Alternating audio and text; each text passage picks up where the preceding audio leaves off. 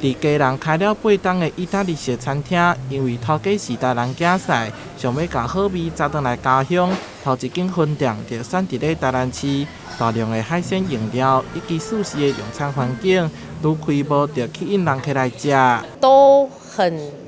很新鲜啊，对啊，是很新鲜，然后很好吃。那比较精致化的那种料理，然后摆盘，对，所以会让我们很有气质的去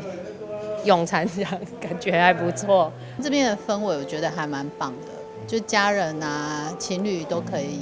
对，还蛮开心的，就来到这个氛围，对对对，还蛮开心的，就从门一进来，这个氛围就觉得很舒服。那我们东西也都是现煮现用，也用新鲜的海鲜，不用半成品，也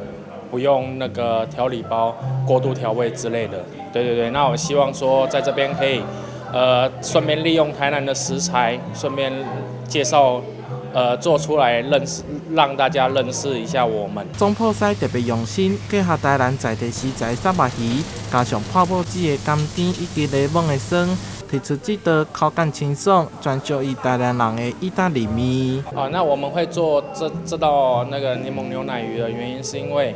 台南就是一年四季应该最常见的就是虱目鱼。对，那因为虱目鱼它的营养价值含量非常高，那我们就选用了虱目鱼搭配台南的特有的破布子，然后去做搭配来做一些